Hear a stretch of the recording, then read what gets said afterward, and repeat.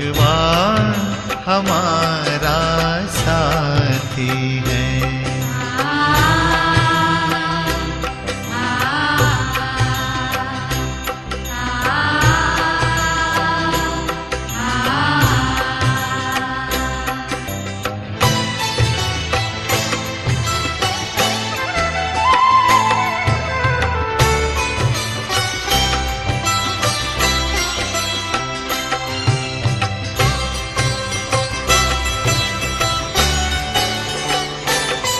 खुलते ही आँख हमें मिलते, हर पल वो साथ मेरे चलते।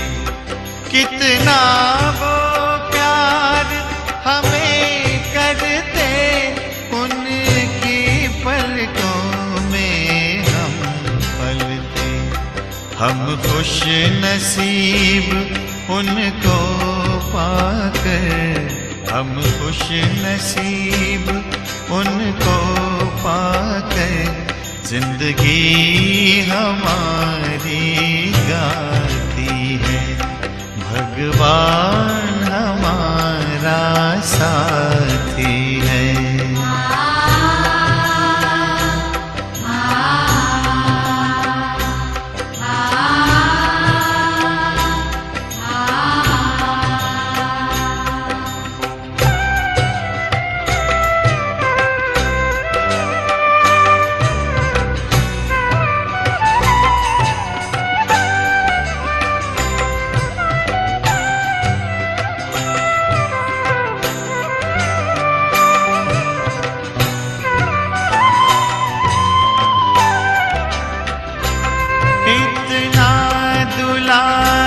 माँ की ममता हम प्यार पिता का पाते हैं। शिक्षा देते, रक्षा करते, अपना सर्वस्व लुटाते हैं। प्यारी मुरली प्रतिदिन हमको, प्यारी मुरली प्रतिदिन हमको आती प्रभु प्रेम की पाती है। भगवान हमारा साथी है।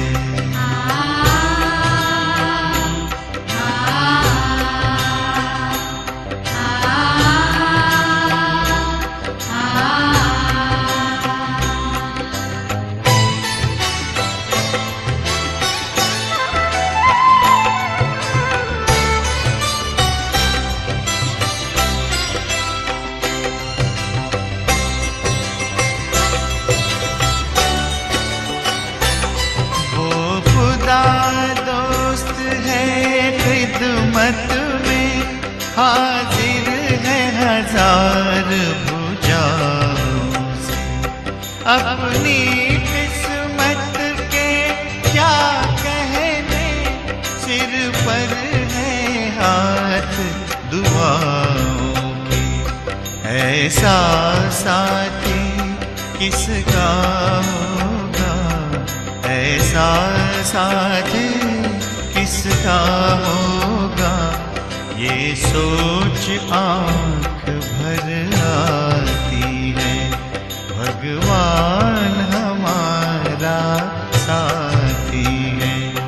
हम उनके संग संग रहते हैं, वो अपने संग संग रहते हैं। जैसे दीपक में बाती है, भगवान हमारा साथी है।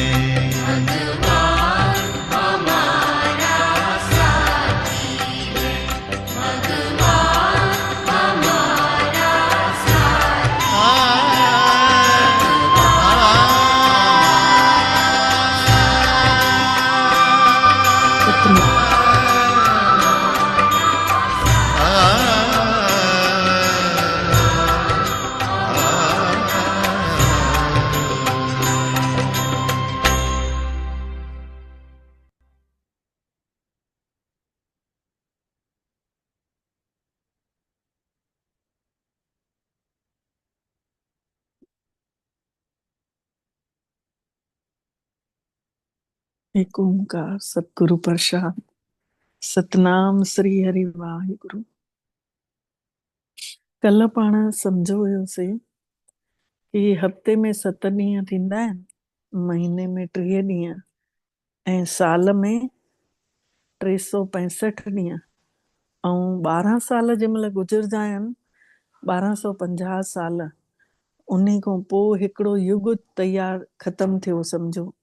त ईअं ई 4 युग जंहिंमहिल ख़तमु थींदा आहिनि, सतयुग, त्रेता, द्वापर, कलयुग, त सम्झो 5000 साल जो हिकु चक्कर ख़तमु थियो, त उन खे चवंदा आहिनि कल्प।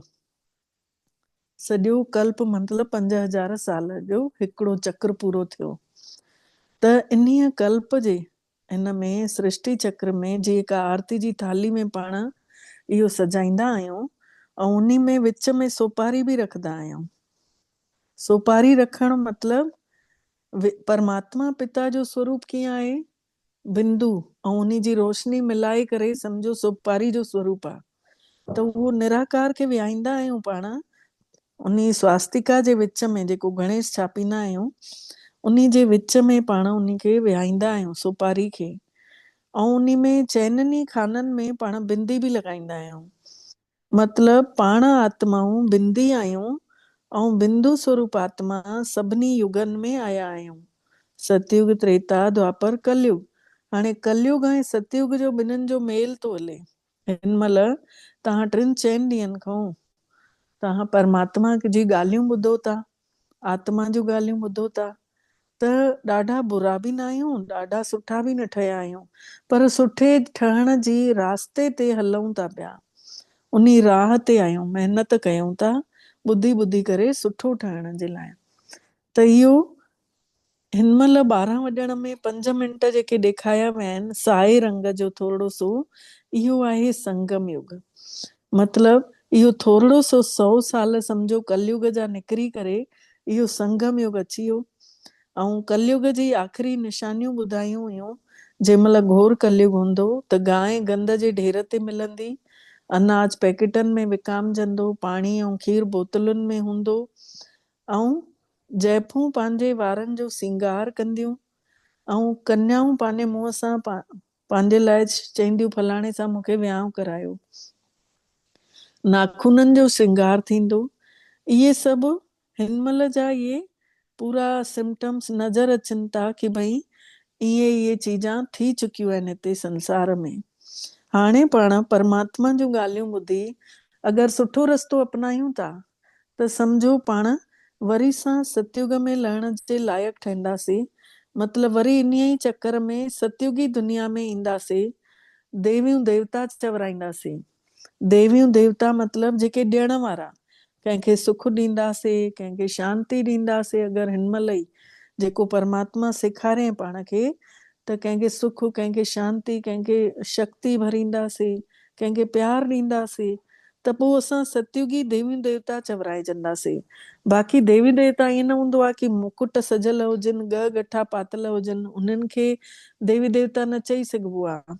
अॼु जे ज़माने में माण्हू छा था करनि कि ॻ गठा पाए सजाए देवताउनि वांगुरु भीख पिननि था, जीअं पैसो मिले। भॻवान जे नाले ते त माण्हू ॾियनि था, लेकिन ईअं देवी देवता थोरी हुया कि ॿियनि खां घुर घुर कंदा। उहे त तारूं ॿियनि खे भरपूर करण वारा हुया। त इन करे असां उहे ई चैतन्य में आहियूं। हिन महिल उहे ई देवी देवता आहियूं जेके जंहिंजा गुण ख़तम थी विया हुया, हाणे हिन में अची परमात्मा सां कनेक्शन जोड़े वरी असांजे अंदरि सचा सचा गुण भरजनि था पिया, छोकी सचे पिता सां संग था कयूं, त धीरे धीरे असां बि गुणवान थींदा वञूं था। त इहो थियो सृष्टि चक्र। हाणे जेको परमात्मा जो ध्यानु कयूं था, उन सां असां सभिनी खे 8 शक्तियूं थी मिलनि। पहिरियों त इहो ॿुधायांव कि हिन साधारण ॿुढड़े शरीर में अचे थो परमात्मा, ऐं हिन खे नारायण सचो सचो नारायण थो ठाहे। त चवंदा आहिनि नर अहिड़ी करणी करे कि नारायण ठहे, ऐं नारी अहिड़ी करणी करे कि लक्ष्मी ठहे।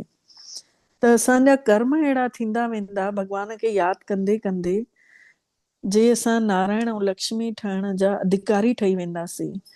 त जेको साधारण ॿुढड़ो शरीर हुयो, 60 साल जी उमिरि, जंहिंजो नालो दादा लेखराज हुयो, उन्हनि जो जनम थियो हुयो हैदराबाद सिंध 15 दिसंबर ऐं 1876 में उन्हनि जो जनम थियो हुयो। उन्हनि जो पिता साहब स्कूल जा प्रिंसिपल हुया ऐं दादा लेखराज पाण हीरनि जो अचूक परख हूंदी हुयसि, हीरनि खे सुञाणे वठंदो हुयो। बाक़ी भक्ति भावना जे पके नियमनि में हुयो। वॾनि वॾनि राजाउनि सां उन्हनि जो संबंध हुयो। धार्मिक नियम उन्हनि ने कॾहिं बि न छॾियईं, भक्ति कॾहिं न छॾियईं ऐं शुद्ध शाकाहारी हुया। घर में अगरि कोई वॾो व्यापारी या कोई वॾो राजा अची वेंदो हुन त पंहिंजे धार्मिक नियमनि खे कॾहिं न तोड़ींदा हुया। पाण उन्हनि सां गॾु न वेही करे बि कंहिंखे न कंहिंखे परिवार जे भाती खे उन्हनि सां गॾु विहाईंदा हुया ऐं पाण भॻतीअ जा नियम पक्का पूरा कंदा हुया।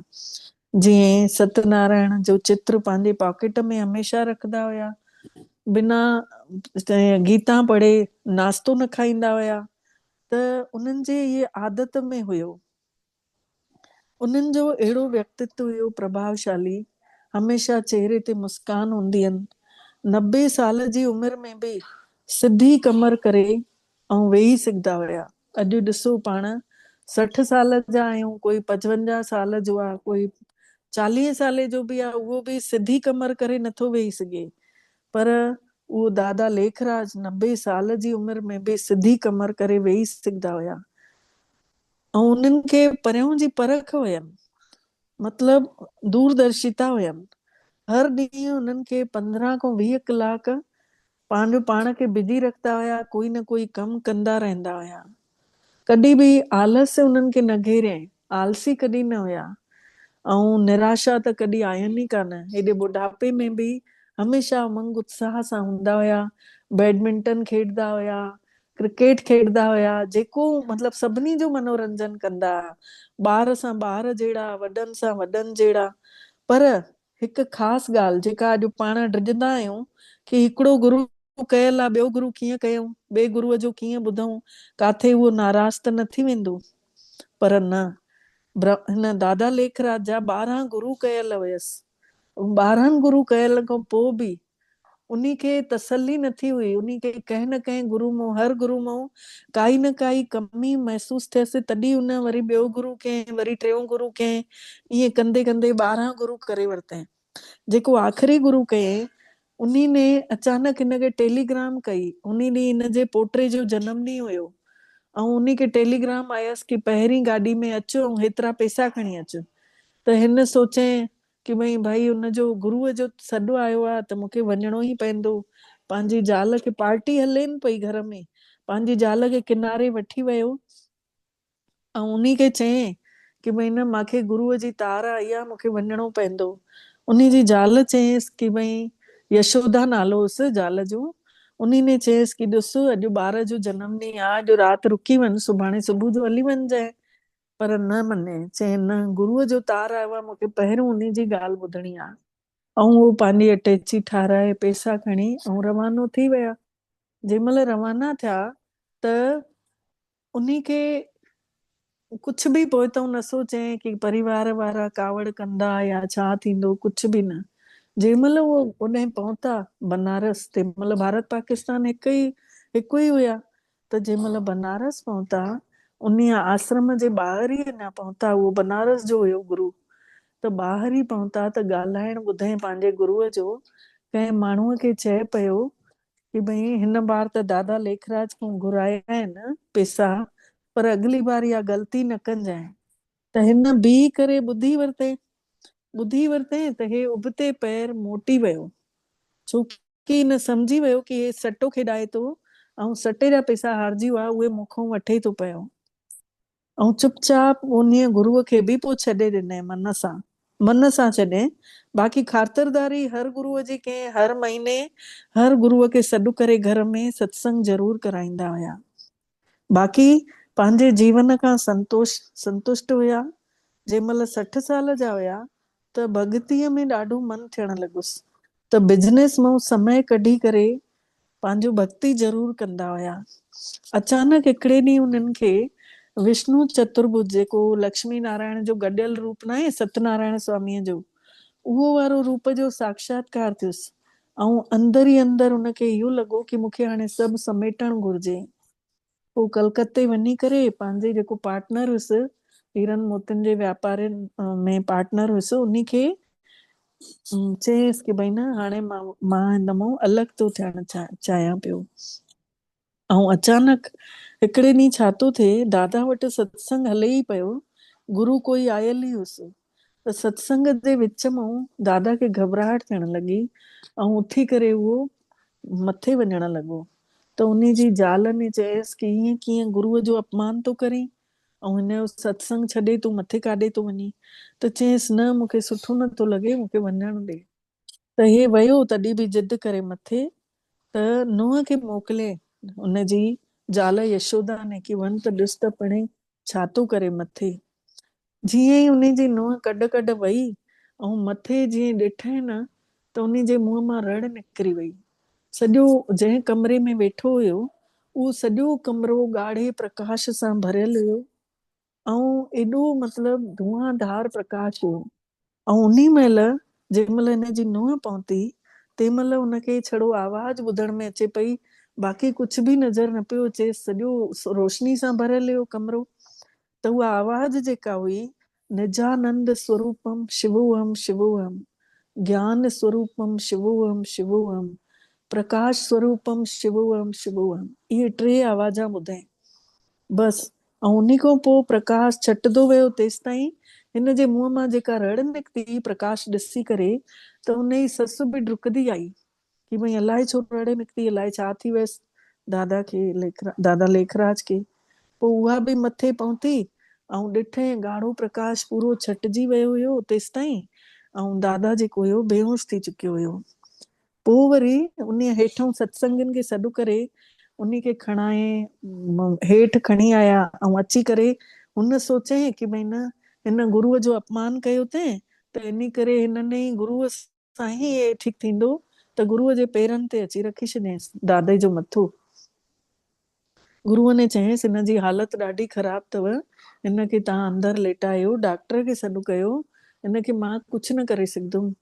ऐं उन्हनि डॉक्टर खे पोइ सॾु करायूं। हिन जी ज़ाल ने यशोदा ने गुरुअ खे सभु ॾिनो वतो करे रवानो कयईं। ऐं जंहिं महिल दादा जी अखि खुली पोइ आश्चर्य सां सभिनी खे ॾिसनि पिया। उन जे मुंहं मां इहो निकिरे पियो, तंहिं महिल निकितुसि की उहो केरु हुयो। हिकु लाइट हुई, काई नई दुनिया ॾेखारे पई, तारनि वांगुरु प्रकाशवान आसमान हुयो। उहे जंहिं महिल सितारा हेठि लहनि पिया त कोई राजकुमार पियो ठही वञे, त कोई राजकुमारी पई ठही वञे। दादा ने पंहिंजे मुंहं सां इहे ॻाल्हियूं ॿुधायईं। ऐं माण्हुनि खे इहो कुझु बि पंहिंजे ई परिवार वारनि खे ख़बर न हुई की भई इहो केरु थो ॻाल्हाए, कीअं इहो दादा जो ॻाल्हाइण कीअं मटिजी वियो। सभिनी ॼणनि आख़िर पोइ उन ॻाल्हि खे छॾे ॾिनऊं। चङा ॾींहं गुज़री विया, 15-20 ॾींहंनि खां पोइ वरी परमात्मा जो अवतरण थियुसि। वरी हे पंहिंजे कम में व्यस्त हुयो, अचानक सां साइलेंट थी वियो। पोइ वरी कुझु ईअं ई ॻाल्हाए त हिकु नंढड़ी छोकिरी ईंदी हुई, दादा जो पोटो जेको हुयुसि न, उन जे पोटे सां गॾु खेॾंदी हुई। उहा पंहिंजी माउ सां गॾु दादा वटि सत्संग में ईंदी हुई, जेको हर महीने गुरु जो सत्संग कराईंदा हुया। त हर महीने उहा छोकिरी उन्हनि पंहिंजी माउ सां ईंदी ऐं हिन जे पोटे पोटी सां खेॾंदी हुई। त उन छोकिरीअ खे पहिरियों ई 9 साल जी छोकिरी, ऐं उन खे ख़बर पइजी वेंदी हुई की भई न हिन में श्री कृष्ण आयो आहे। उन खे श्री कृष्ण नज़र ईंदो हुयो ऐं डुकंदी डुकंदी पंहिंजे पड़ोस अड़ोस में पंहिंजी माउ खे सभिनी खे सॾु करे ईंदी हुई, चाचनि बाचनि खे हलो हलो, ऐं दादा में न श्री कृष्ण नज़र थो अचेव। हाणे उन छोकिरी खे बि ख़बर न हुई छा थो थिए, न उन्हनि जे घर वारनि खे ख़बर हुई। जंहिं महिल संगत अची वेंदी हुई त हर कोई अची पुछाणा कंदो हुयो की भई न मुंहिंजो धंधो ठीकु हलंदो की न, मूंखे पुटु खपे, या हिन जो विहांउ नथो थिए। कोई कुझु पंहिंजो संसारी जेके ख्वाहिशा हूंदियूं आहिनि, हर कोई उहे पुछण लॻंदो हुयो। पर दादा खे त इहे सभिनि शयुनि सां मतिलबु न हुयो। उन जे तन में अची शिव ज्योति परमात्मा वेहे पियो ऐं उन जे ॻाल्हाइण सां ॿियनि आत्माउनि खे, जेके नंढियूं नंढियूं कन्याऊं हुयूं, छोकी उहे पवित्र हुयूं, त उन्हनि खे शक्ति मिले पई। उन्हनि खे मज़ो अचे पियो दादा जे तन में जंहिं महिल उहो अची पई वञे शक्ति। पोइ ईअं कंदे कंदे सभु ॼणा त सुञातऊं कान, ऐं छड़ो छोकिरियुनि ई सुञातऊं। धीरे धीरे वरी कुझु ॾींहं गुज़रिया, वरी उन्ही जो अवतरण थियो। वरी उहा छोकिरी डुकंदी हुई कि हलो हलो दादा जे तन में। ईअं कंदे कंदे उते घणा ई माण्हू इकट्ठा थींदा रहिया बाबा दादा जे घर में। ऐं उन्हनि हिकिड़े ॾींहुं छा कयूं, उन्ही जा जेको मुंहं मां ॻाल्हाए त उहा रिकॉर्डिंग, अॻे रिकॉर्ड प्लेयर हलंदा हुआ न वॾा वॾा कारा कारा, त उन्ही रिकॉर्डिंग कयूंसि ऐं उन्ही खे वरी पोइ ॿीहर ॿुधऊं। ॿीहर ॿुधऊं त उन्ही में जेका ताक़त महसूस थियनि, उहा जेका अॼु असांखे महसूस थींदी आहे न, जेका वाणी ॿुधंदा आहियूं, तव्हां बि कॾहिं कॾहिं ॿुधी हूंदव हिकु ॿ लाइन, त उहा वाणीअ में जेका ताक़त असांखे हिन महिल महसूस थींदी आहे, उहा ताक़त उन्हनि खे उते उन्ही कन्याउनि खे महसूस थींदी हुई। त उहे कन्याऊं उते ई मज़ो वठण लाइ रुकंदियूं हुयूं कि हीअ वाणी अञा बि हले थी त हले पई, मतिलबु उन्हनि खे वणण लॻो। ऐं धीरे धीरे उहे वाणीअ खे ॿुधण लाइ स्पेशल घरों अचण लॻियूं। मतिलबु कुल मिलाए करे धीरे धीरे ईअं भॻवान जो कमु धीरे धीरे स्थापित थींदो वियो। हाणे ॾिसो, कंहिंखे बि पाण सुञाणूं कोन था। अॼु तव्हां मूं बि मां कंहिंखे सभिनी खे त सुञाणा कोन थी, केरु जुड़ो था, काथऊं जुड़ो था। लेकिन जंहिं महिल पाण रूबरू बि मिलंदासीं कॾहिं बि, त जंहिं महिल रूबरू मिलंदासीं त तव्हां एतिरो ई त ॼाणंदव न कि हिन भाई हिन मां असां ज्ञान ॿुधो अथसीं बसि। बाक़ी त मुंहिंजो व्यवहार त जेके रहण वारा आहिनि घर वारा, उहे ई न ॼाणींदा। घर वारा ई त ॿुधाईंदा न कि भई मां कीअं हलंदी आहियां। त जेके गॾु रहंदा उन्हनि खे ई पतो पवंदो आहे न। त जेको गॾु आहिनि परिवार वारा, उहे ध्यानु न ॾींदा आहिनि। जेके छोकिरियूं जेके मज़ो ईंदो हो न, जेके अॼु दादियूं ठही वयूं, दादी जानकी, दादी गुलजार, दादी प्रकाशमणी, दादी मनमोहिनी, इहे जेतिरियूं बि दादियूं ठही वयूं न, इहे सभु पवित्र उहे उन्ही महिल जूं कन्याऊं हुयव, जेके 14 साल लगातार बाबा सां गॾु हिकिड़े ई जॻह ते रही करे परमात्मा खे यादि कयूं। ऐं 1937 में इन्हनि इहा संस्था जी स्थापना थी। ऐं धीरे धीरे इहा संस्था ॾींहों ॾींहुं सभिनि जो भलो करण जो कमु करण लॻा। नंढियूं नंढियूं कन्याउनि जे वञी करे वॾा वॾा ज्ञान जा सुठा सुठा पॉइंट ॿुधाईंदियूं, त माण्हुनि खे खीच थींदी हुई। ऐं 1969 में पोइ दादा लेखराज जे तन में जंहिं महिल धन खे छॾे परमात्मा ने, जंहिं महिल इन तन खे त्यागे ब्रह्मा बाबा ने, उन जो नालो ब्रह्मा बाबा रखियईं शिव बाबा ने। ऐं इहो जंहिं महिल देह त्यागे, इहे इन जूं ब्रांच पूरियूं ब्रह्मा कुमारी जूं 140 देशनि में फैलिजी वयूं। ऐं छत्र छाया ठही करे परमात्मा अॼु बि असां सभिनि खां इहा सेवा कराए थो पियो। हाणे कंहिंखे छा मजाल जे कोई कंहिंखे ज्ञान ॿुधाए सघंदो। अॼु कंहिंखे वणे थो छा कोई कंहिंजो ॿुधायल, चऊं था भाई इहो पंहिंजो ज्ञान पाण वटि रख। पर हे ज्ञान छो थो वणे? छो की भॻवान थो कराए पियो। असां आत्माऊं खे कहिड़ो बंदे खे ताक़त आहे छा? कोई न ताक़त आहे कंहिंखे बि कोई कंहिंखे मन खे बदिले सघे, कंहिंखे बि हिमत कोन्हे। त भॻवान आहे कराइण वारो, हे उन्ही जो कमु थो हले। त इहो परमात्मा जो हुयो अवतरण। अञा शक्तियुनि जो जेको पार्ट आहे, 8 शक्तियूं, उहो रहिजी वियो। उहो वरी पाण सुभाणे सम्झंदासीं कि 8 शक्तियूं कहिड़ियूं मिलदियूं आहिनि। ओम शांति। महसूस कयूं मां आत्मा आहियां। ॾिसूं पंहिंजे पाण खे। मां प्रेम स्वरूप आत्मा आहियां। मां शांत स्वरूप आत्मा आहियां। मां पवित्र स्वरूप आत्मा आहियां। मां शक्ति स्वरूप आत्मा आहियां। ॾिसूं हिन देह में जाते मस्तक में तिलक लॻाईंदा आहियूं, हुते मां आत्मा निवास कयां थी। हिन शरीर खे हलायां थी उते वेही करे, परंतु मुंहिंजो मूल घर त मथे परम धाम आहे। निराकार शिव परमात्मा जाते रहंदा आहिनि। मां आत्मा हुतां जी रहवासी आहियां। ॾिसूं मां आत्मा हिन देह खे छॾे करे धरती खे पार करे मथे पक्षियुनि वांगे उॾंदे उॾंदे बिंदु स्वरूप में ॾिसूं पाण खे मथे वञा थी ऐं देवी देवताउनि जे लोक में फरिश्तनि जी दुनिया में ॾिसां थी साम्हूं ब्रह्मा बाबा आहिनि जंहिं तन खे परमात्मा ने चूज़ करे उन में प्रवेशता कयूं उन जे द्वारा असां आत्माउनि खे इहो अविनाशी ज्ञान ॾिनऊं आत्मा परमात्मा जो परिचय ॿुधायूं तंहिंजे करे त उनखे ख़ुदा चयो वियो आहे जो ख़ुदि पाण हिन धरतीअ ते अची करे पंहिंजो परिचय ॾिए थो इहो ख़ुदा स्वयंभू बि चवराए थो स्वयं हिन भूमि में आयो ऐं अची पंहिंजे ॿारनि खे परिचय ॾिनई कि मां तव्हांजो पिता परम पिता शिव परमात्मा निराकार आहियां उनखे यथार्थ रूप सां ॼाणी करे मां आत्मा प्रसन्न थी वई आहियां अॼु महसूस कयूं ॾिसूं था निराकार परमात्मा के ब्रह्मा जी भ्रुकुटी में दादा लेखराज जंहिंजो नालो परमात्मा ने प्रवेश करे ब्रह्मा रखई महसूस कयूं हिनखे पंहिंजो संगी साथी सम्झी पंहिंजे घर जी पंहिंजी हर ॻाल्हि शेयर कयूं था अनुभव कयूं जीअं हिकु सचो दोस्त असांजी ॻाल्हियूं ॿुधंदो आहे वैसे इहो ब्रह्मा बाबा बि असांजी सभु ॻाल्हियूं ॿुधी करे समाए थो असांजी परेशानियुनि खे दूर थो करे रखे ॿुधाए करे उनखे हल्का था थी वञूं महसूस कयूं था उनजे निरड़ मां ब्रह्मा जे निरंतर शिव बाबा सुनहरो सुनहरो ॻाढ़े रंग जो प्रकाश मां आत्मा में बिखेरनि था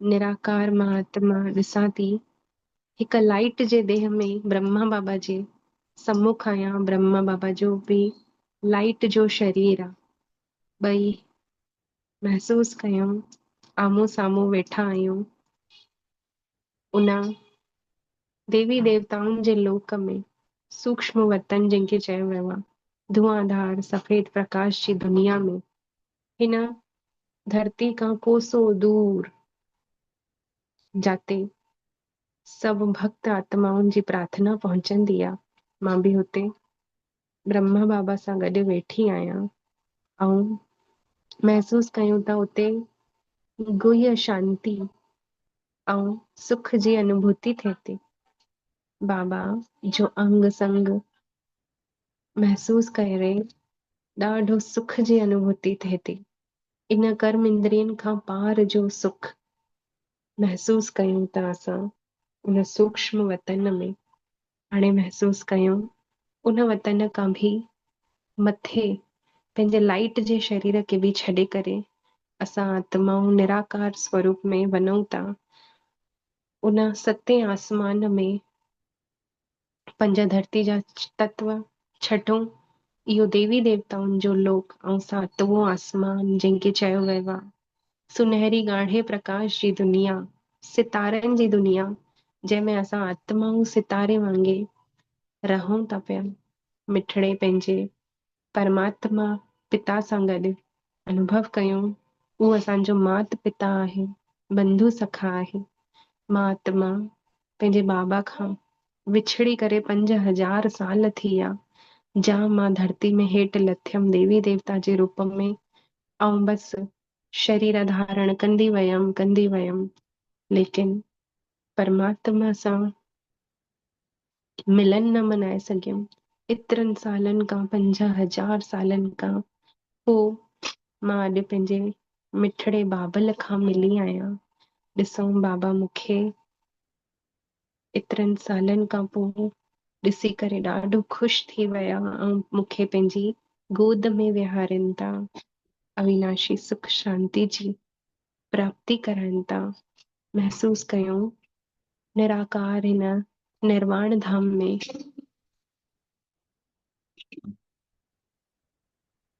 परम धाम में बाबा जी अनंत शक्तियूं मां आत्मा में पवन थियूं ऐं मां आत्मा शक्तिशाली थींदी थी वञा। महसूस कयूं मां जेको शरीर धारण करे करे थकजी पई हुयमि, अनुभव कयूं परमात्मा पिता मुंहिंजे अंदर वापसि नई उमंग उत्साह जीवन जीअण जी कला सिखाइनि था। नयो तरीक़ो ॾेखारे रखूं, नयो जन्म ॾेई रखियूं। इहो संगम युग जो श्रेष्ठ जन्म आहे मुंहिंजो। इहो ब्रह्मा बाबा ऐं शिव बाबा ॿई मिली करे मुंहिंजे हिन जीवन खे हाणे श्रेष्ठ ठाहिण जो कर्म करनि था। मां आत्मा इन्हनि जे द्वारा पंहिंजे जीवन खे मटण जी कोशिश करे रही आहियां। अच्छा, हाणे परमात्मा पंहिंजे मिठड़े बाबल खां विदाई वठी हेठि लहूं था अची पंहिंजे घर में अची पंहिंजे देह में मां निराकार आत्मा मस्तक में अची प्रवेश कयो। उन मिठड़े प्यारे अनुभव सां गॾु जेको बाबल ने मूंखे अॼु कराई, पंहिंजो परिचय ॾिनई, पंहिंजे हिन धरती ते अचण जो रास्तो ॿुधाई कि मां ईअं अची करे तव्हांखे पंहिंजो ठातो थी मांव। बाबा चाहिनि पिया त प्रेरणा बि करे सघनि पिया, लेकिन प्रेरणा सां कोई ज्ञान न सम्झंदो, तंहिंजे करे उन्हनि खे शरीर धारण करे हिन धरती में अचणो थो पए। पंहिंजे मिठड़े ॿारनि खे जेके देवी देवता हुया, जेके तमो प्रधान थी विया आहिनि, उन्हनि खे वापसि देवी देवता ठाहिण, देवता ई गुण भरण, ॾियण वारा ठाहिण अचनि था बाबा असांखे। असां सुख शांति ऐं प्रेम मंगण वारा थी विया हुयासीं, हाणे वापसि बाबा असांखे ॾियण वारो ठाहे थो, देवता ठाहिनि था। अच्छा, ओम शांति, ओम शांति, ओम शांति। शुक्रिया मुंहिंजा मिठड़ा बाबल जे तव्हां ॾे अहिड़ो अनुभव करायो। शुक्रिया तव्हां सभिनीनि आत्माउनि जो बि। ओम शांति। हाणे सुभाणे